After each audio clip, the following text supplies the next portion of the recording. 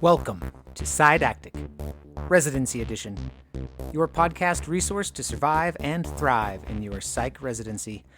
I am Dr. O'Leary, and as of this recording, I am a second-year resident in the National Capital Consortium Psychiatry Residency Program. Make no mistake, though, I don't speak for this program, nor do I speak for the Department of Defense, the federal government, or anyone else for that matter. What I say is my opinion, and I reserve the right to be wrong. So trust me, at your own risk. It's a risk some are willing to take. References and recommended readings can be found at the end of the show transcript, located at didactic.buzzsprout.com. In the previous episode, I tried to communicate our current understanding of obsessions and compulsions, as defined by the DSM-5, and then put that into an historical and diagnostic formulation. There's a lot more that could be said about that. Even I wouldn't want to listen to myself ramble that long. So now I'm going to move on in an attempt to convince you that OCD is not a disease of a degenerate intellect or unresolved and repressed childhood sexual fantasies. It's a brain disease, and there are predictable brain changes that characterize many folks who get diagnosed with OCD. Let me start with a case. It's mid-2021, and a father brings his 10-year-old son to the emergency room, complaining that this kiddo won't eat with the family and has barely left his room in 2 weeks. He won't shower and only eats cereal that was brought to him. The 10-year-old denies any kind of abuse or maltreatment, but states that he feels like the only room in the house that's clean is his bedroom. He is especially afraid of some kind of contaminants in the bathroom and the kitchen.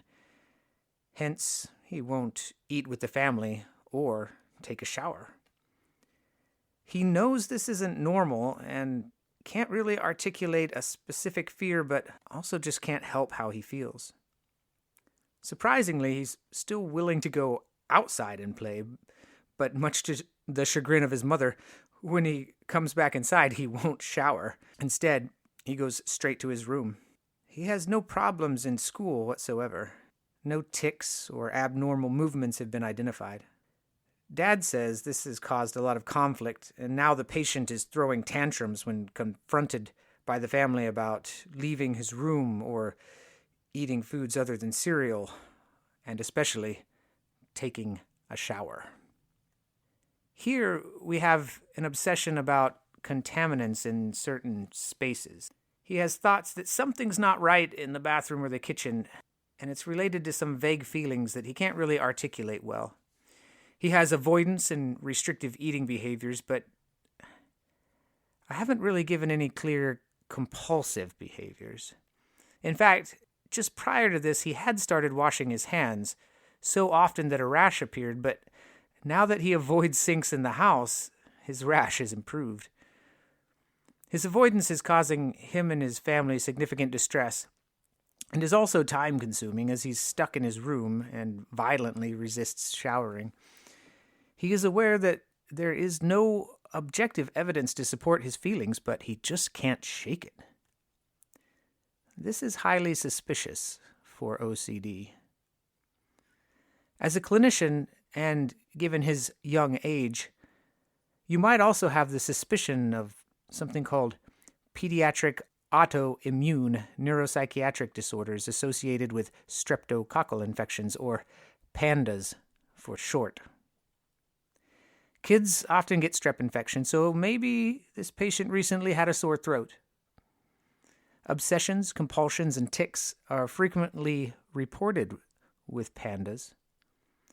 Some have proposed this to be caused by the production of group A strep antibodies that cross-react with brain tissues, but the cause is still controversial.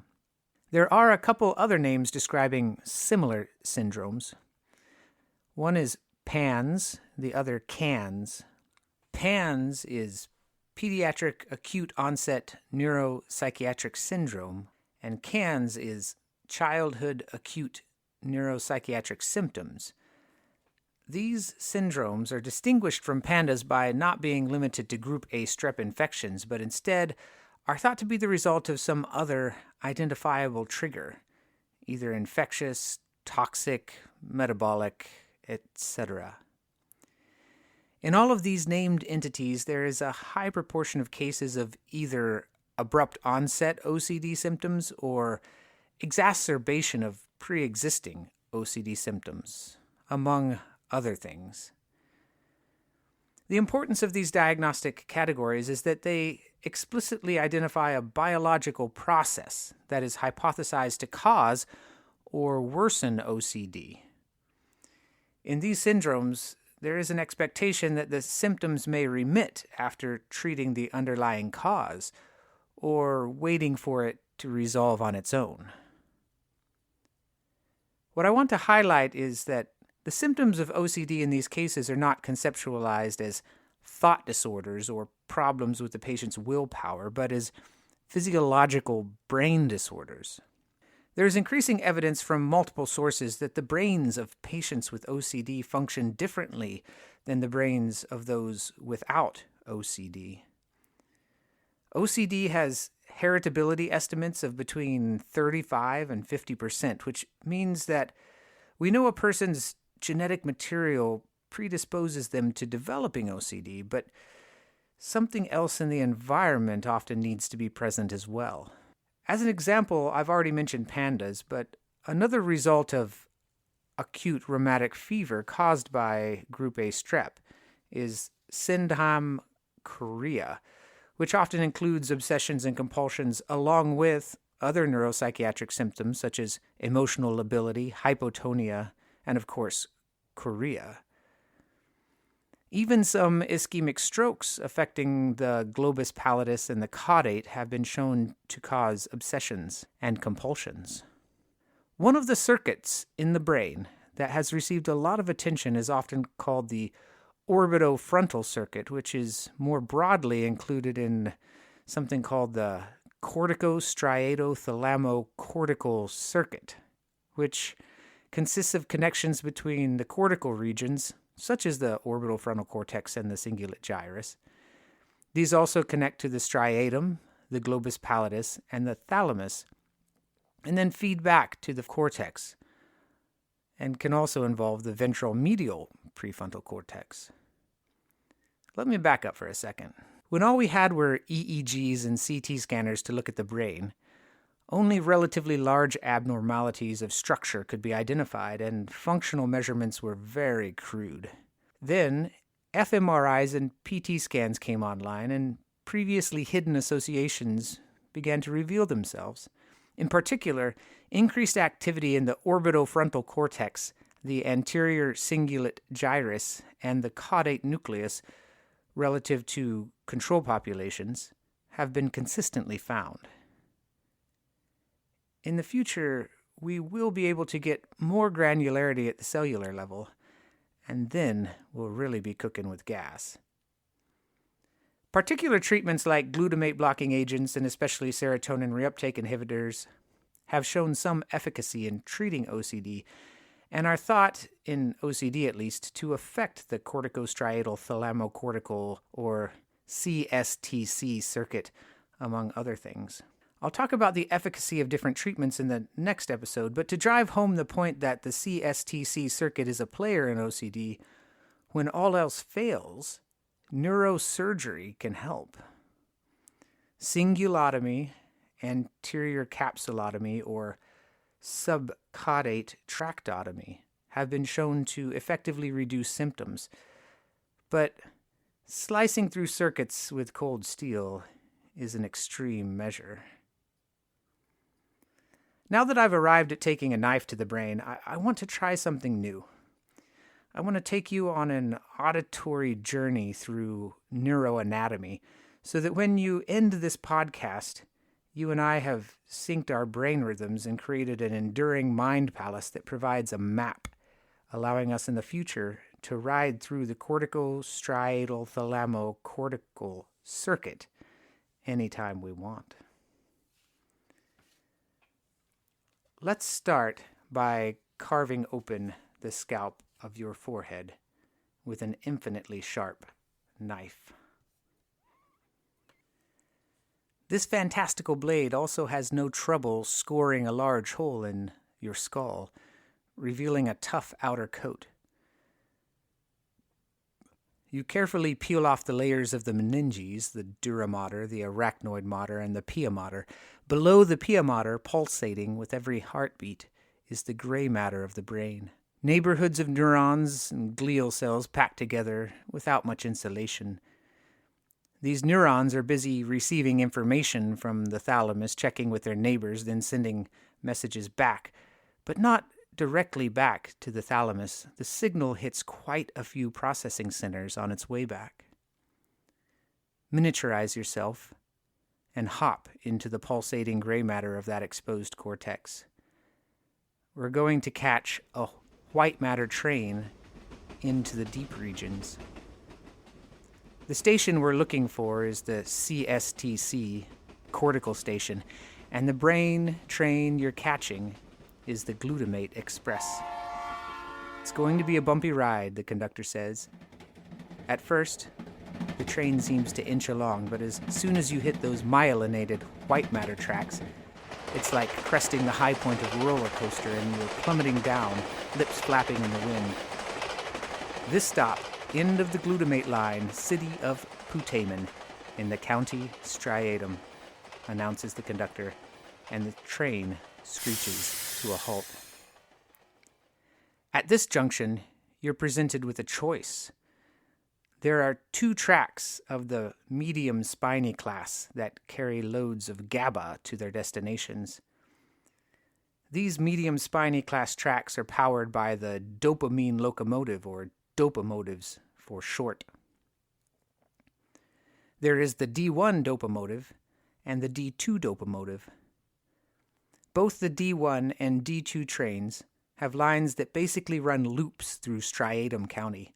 These loops are great for hanging out the window and firing loads of GABA buckshot at the other dopamotive stations, but they don't leave Striatum County. The D1 train can drop you off at the neighboring D2 train, and the D2 station can drop you off at the D1. But if you want to get somewhere, the D1 and D2 have other destinations as well. One D2 dopamotive travels directly through globus pallidus all the way to substantia nigra to unload its GABA. The second D1 line stops short in globus pallidus interna station, where it switches with another dopamotive headed to the thalamus. D2 lines from the striatum make a stop in globus pallidus externa, then track to the suburbs, called subthalamic nucleus, where D2 trains drop their GABA load onto another glutamate express, which connects to the dopamine mines in the substantia nigra, which also has dopamine-powered tracks connecting to the thalamus.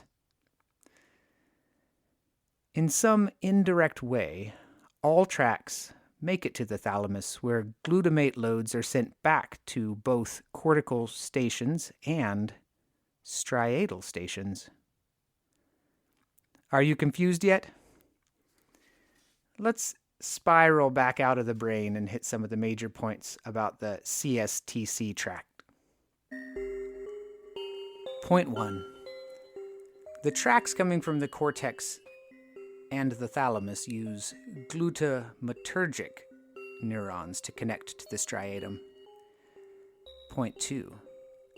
The striatum uses GABAergic neurons whose actions are potentiated by dopamine. Point 3. The thalamus ends up getting GABAergic inputs from the globus pallidus. Point 4.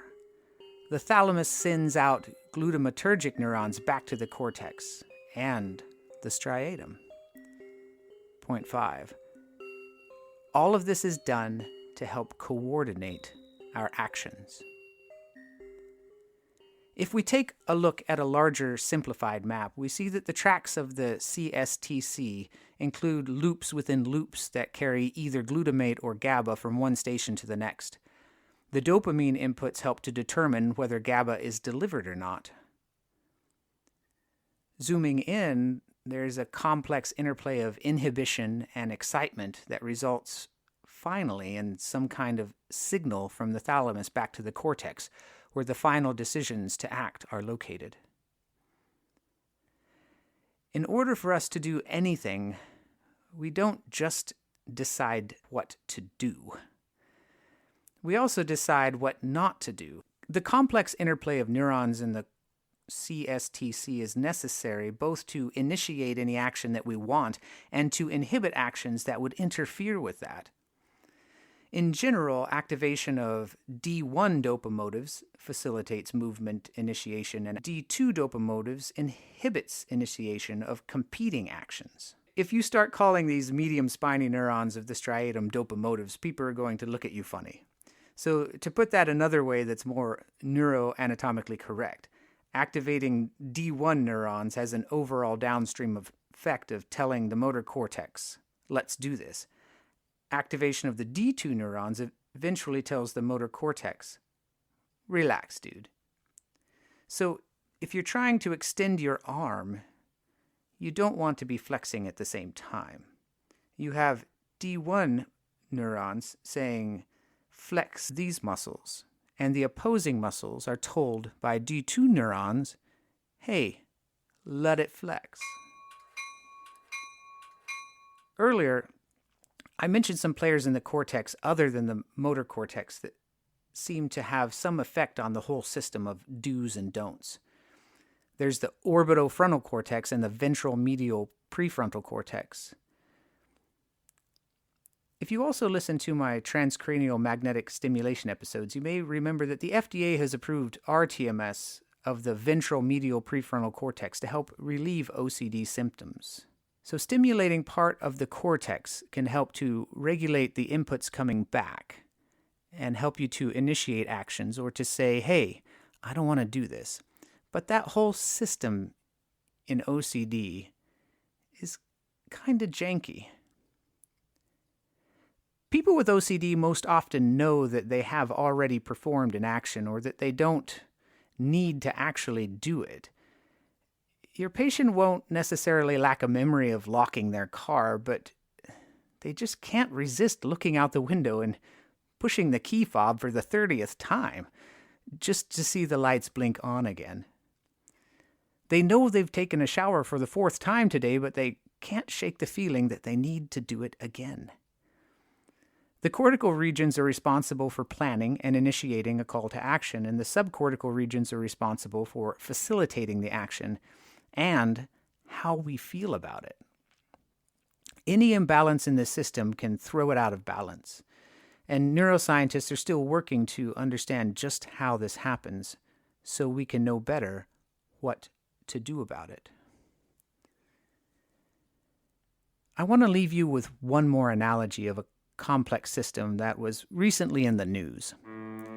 Hundreds of shipping containers are sitting off the U.S. coast, unable to unload their cargo because there are not enough dock workers and truck drivers to handle the load.